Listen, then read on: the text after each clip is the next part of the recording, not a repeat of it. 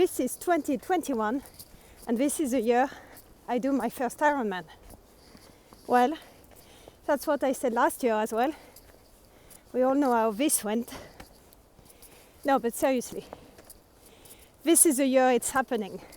Still planning to swim 3.8 kilometers, then hop on my bike, cycle 180 kilometers and run a marathon behind. But this year, I want to do things a bit differently.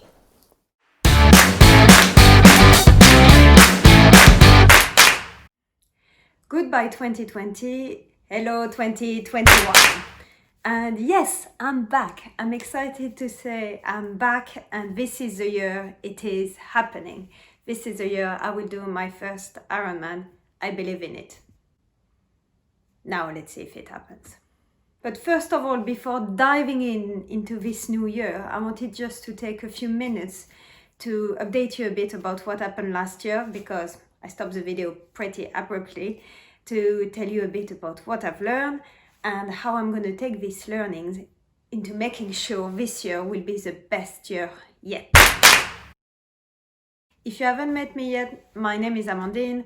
I'm a French woman based on the west coast of Sweden in the beautiful town of Göteborg, and I'm training for my first Ironman. So 2020 was interesting on many different levels. For me, it meant moving to a new country, a new place, and also finding a new job. Lots of changes in my life. And in general, from a sports perspective, I would say there was two parts in my year. The first part ran from end of January, when I started my training again, up until May. I trained hard, really push it to improve, even when the races started to get cancelled early March, and when the Ironman got cancelled end of March, I just kept pushing for it. I think I was just looking for something to hold on to, some kind of routine, some kind of goal, something that made me believe that the world was actually staying pretty normal. And I kept training, and I kept training pretty hard. So I trained for February, March, April, May, and then early May, that's when it happened. I hit the wall. Basically what happened is I pushed myself too much, too long, in a context where I was really stressed on the personal and professional side. The consequence of this is that your body cannot absorb all the training, and I basically crashed. I ended up workout crying and being like totally empty and just needed to have a break. That's when I became reasonable, and that's unfortunate, but sometimes you need to do some mistakes to learn from them and become reasonable again. I didn't really enjoy the training over the last few weeks before I just collapsed. I just felt that everything was forced and everything was hard, and I lost the pleasure of just swimming, biking and running.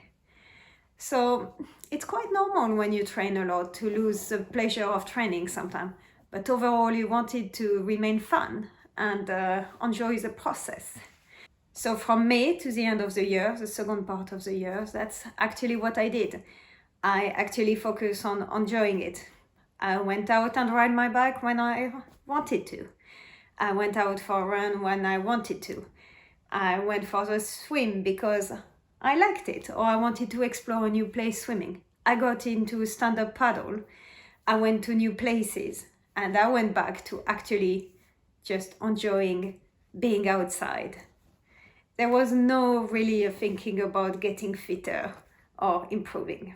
The second big mistake I did in 2020, I actually did it in 2019. In 2019, I finished the season by my first marathon, which was absolutely awesome. After this marathon, it was just really normal. I took some downtime to recover, to let the body heal after running 42 kilometers. And it also coincided with the moment where I was in a period of transition, being between living in the UK and moving to Sweden. So I pretty much stopped exercising. I wanted to take a break from running. I didn't have my bike, and I didn't really go to the pool. Combine this with actually a travel in January. Yes, I'm one of these people who actually travel in 2020. And then you look at the end of January, when I started training, I was actually pretty much 3 months without training. An annual break is always recommended. It's always good to have a few weeks where you don't think much about training and you fully let your body recover, especially if you had some little injuries.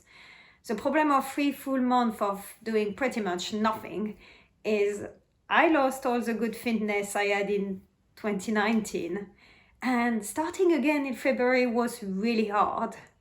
I felt I started from really far back, and then I had the stress of being ready 7 months after to do my first Ironman. So this year I had my break in October, and then I've slowly got back into it in November and in December, which means now I'm ready to get going. This format is not going to change a lot. I'm still going to update you on my progress and do some videos and vlogs about how it's going and focus on some specific areas of my training. My goal is really to show you what it takes for a normal person, not a special athlete with incredible genetic capabilities or a strong sportive background to do this, to complete a first Ironman. So the big goal remains the same: finish my first Ironman at Ironman Copenhagen. It's the 22nd of August 2021. It's approximately about 220 days from now, so it's quite a bit of time to get stronger for the day. Lots of things to look forward to. I'm super excited to get started again. I have all the motivation. We think positive. And most of all, I'm really excited to be back to share this journey with you.